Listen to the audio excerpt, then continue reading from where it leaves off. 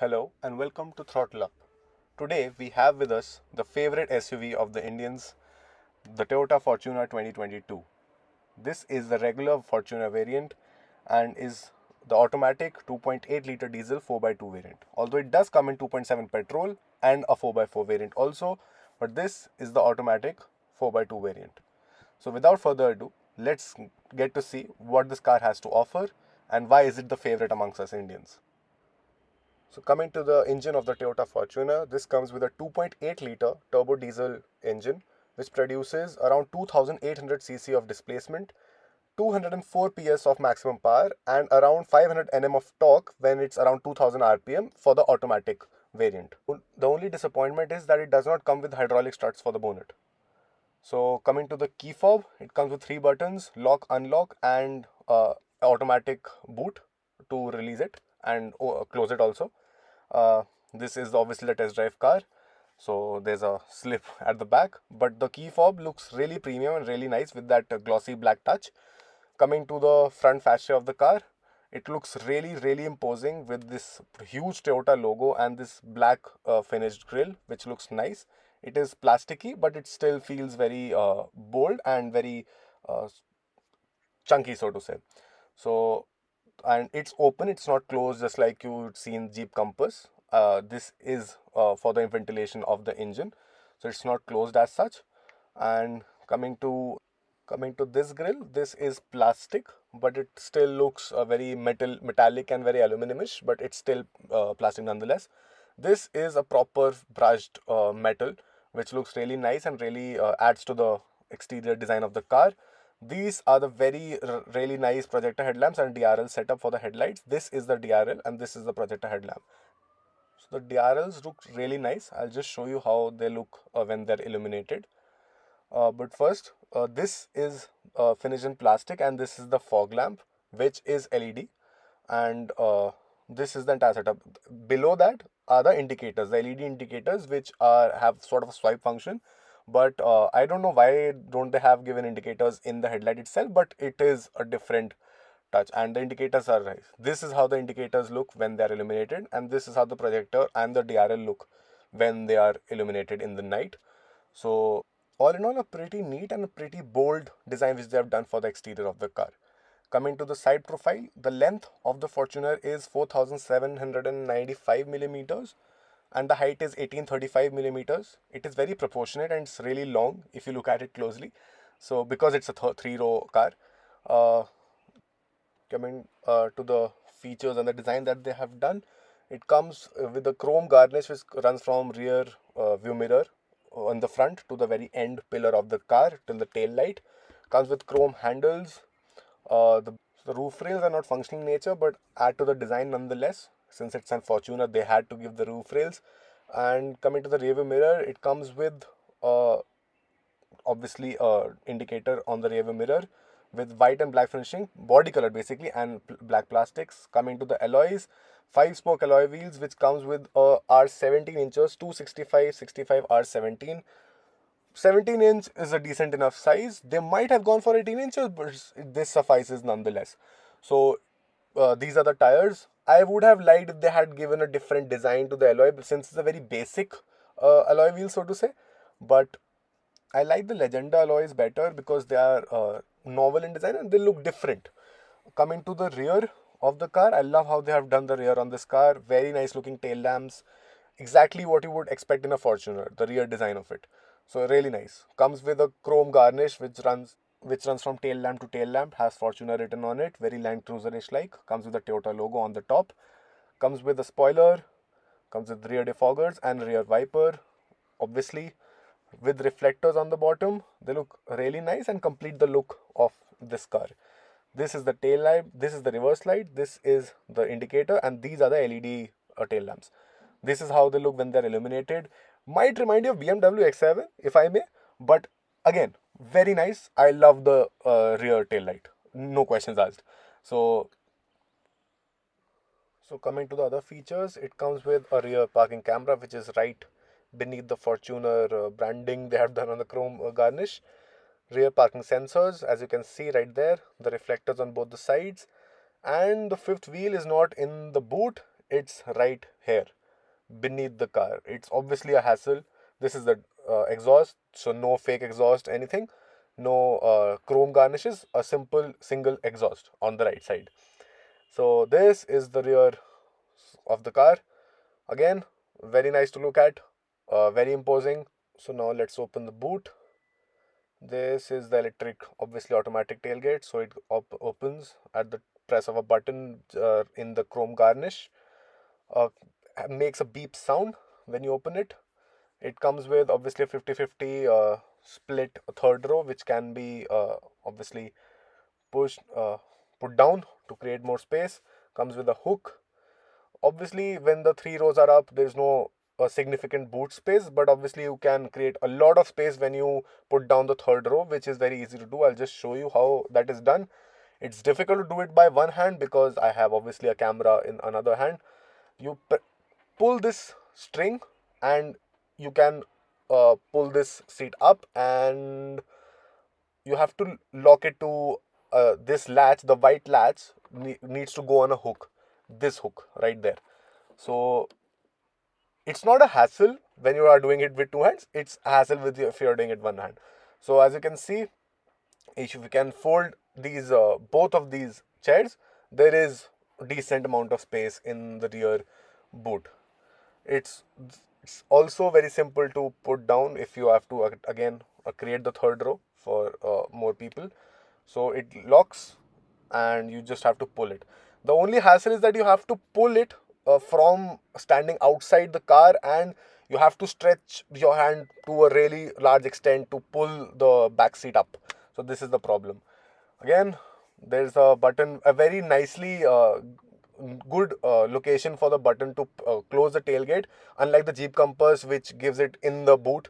So that creates a problem. This is right there on the tailgate. So now let's go to the interiors of this car. We look at the second row first.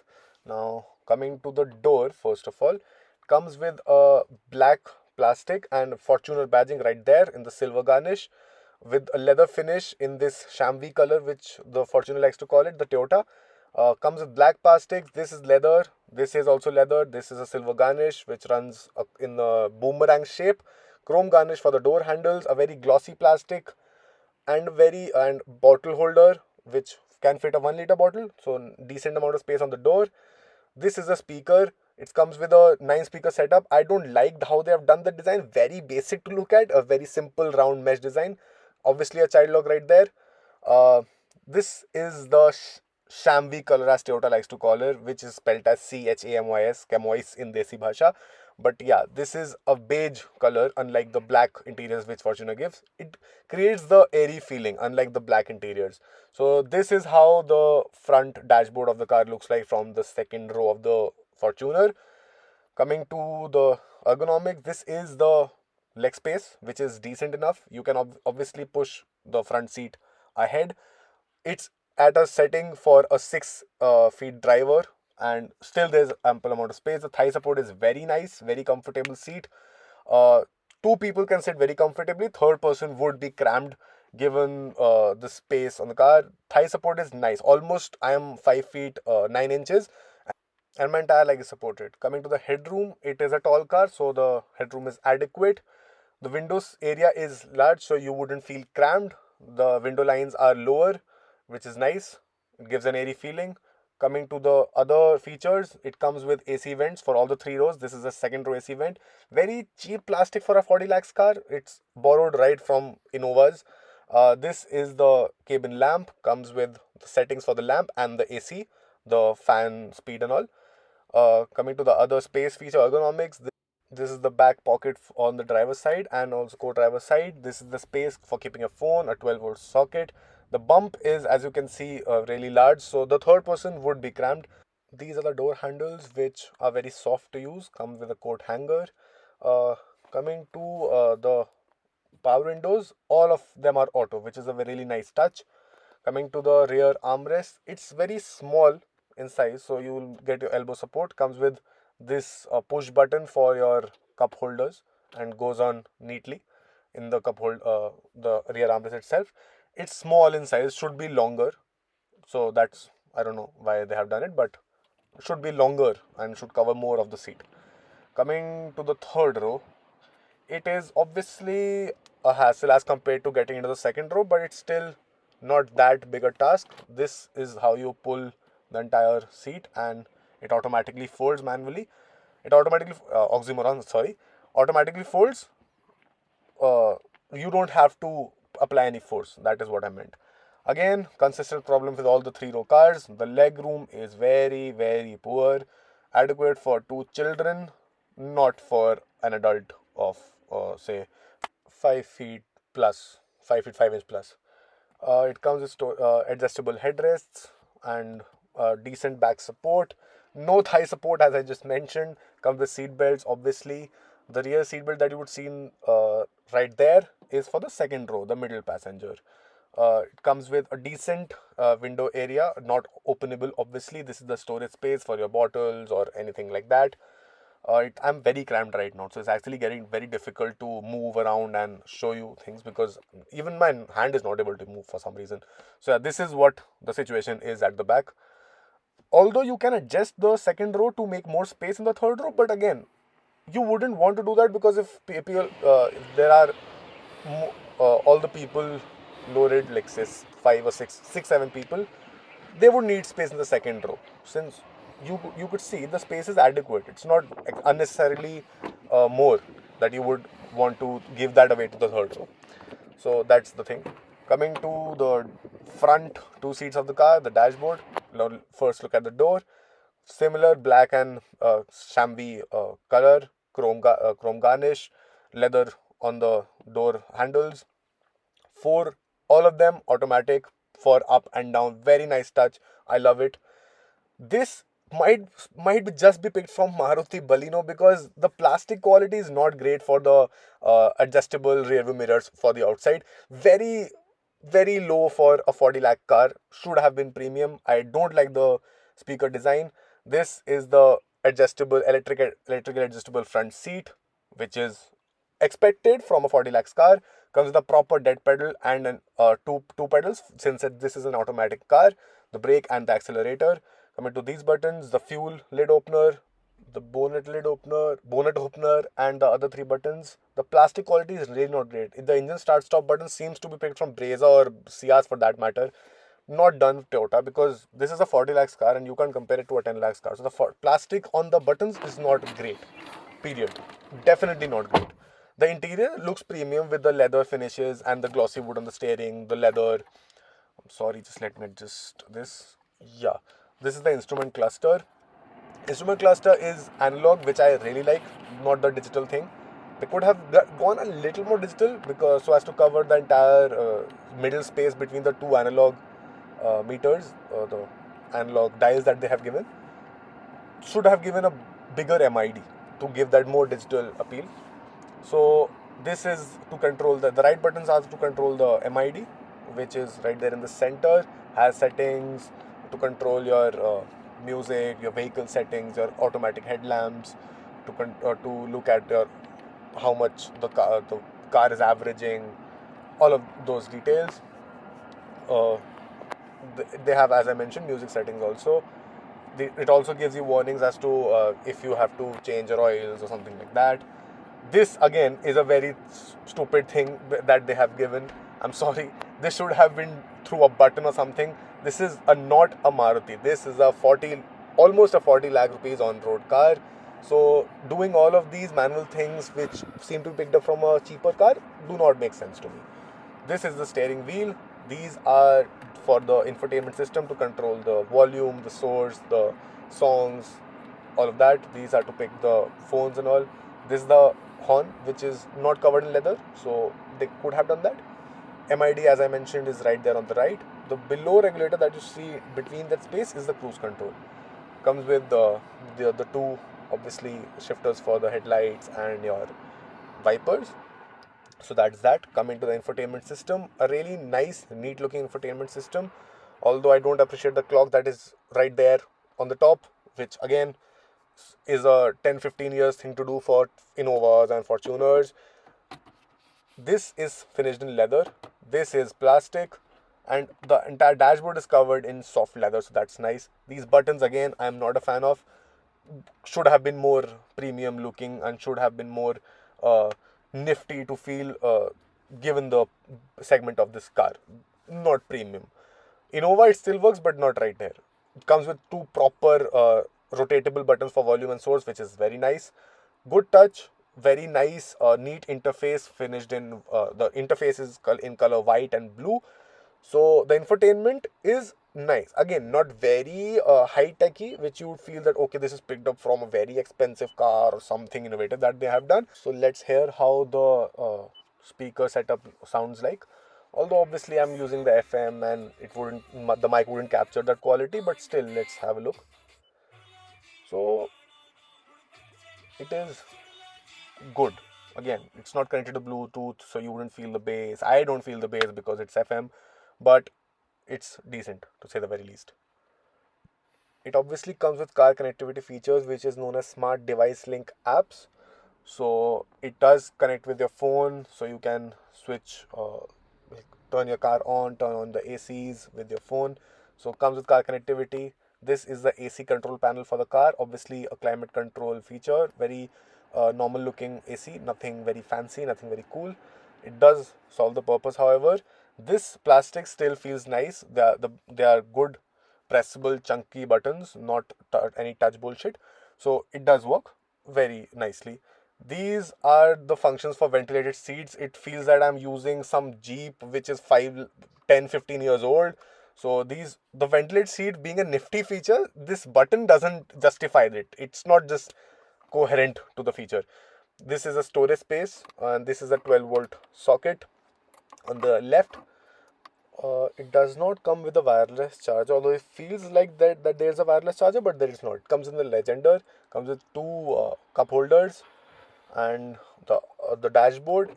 There's one dashboard which is decent in size, no illumination or cooled feature because it's not a Hyundai or a Kia. Surprise, surprise. So yeah, simple plastic dashboard, nothing fancy, no feature, normal looking dashboard. You can also lock it though. There's a proper lock feature. The center console armrest is very nice, very broad, has a enough space, so it's deep. It's not adjustable, it's not a sliding armrest, but it's very broad and very comfortable to keep your hand in. Two people can really easily keep the hands. This handbrake is finished in leather. There's no electric handbrake, which is a disappointment. The gear knob is nice, finished in metallic colors. These are the three driving modes which comes in the automatic variant of the car. The other two buttons are for traction control and auto hold, which I don't know why they have given it here in the center, but again, comes with 7 airbags and the seatbelt is adjustable, so that is nice. I love this feature. Very small thing, but I love this feature that the seatbelts are adjustable. The headrests are adjustable, but I don't know why am I not able to shift it, but the headrests are obviously adjustable. Very nice seats, very good bolstering, very comfortable to be seated in for longer drives. It's a Fortuner, it's a Toyota, so you can't really complain about the comfort as such because comfort is their forte, whatever they do in plastics and the interiors. But yeah, I love the seats. I can go for a really long drive seated in this car. This obviously is the automatic rear inside rear view mirror. Comes with a sunglass holder. These buttons are for controlling the cable lamps, which are white LEDs, which is nice. And no sunroof. Obviously, you don't expect that from a Toyota Fortuner, so no surprises there. I don't know why they haven't given it, but yeah, we are really not complaining because we are expecting Toyotas not to give a sunroof till now.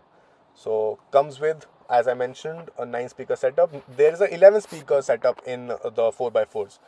This chamois color, two leather finishes that they are given on the sides of the touchscreen is nice. This is the cup holder, which is only on the right side. It's not there on the left side, so I don't know why they haven't done it like that. Doesn't just uh, make sense for the symmetry. But yeah, the cup holder is only on the right side.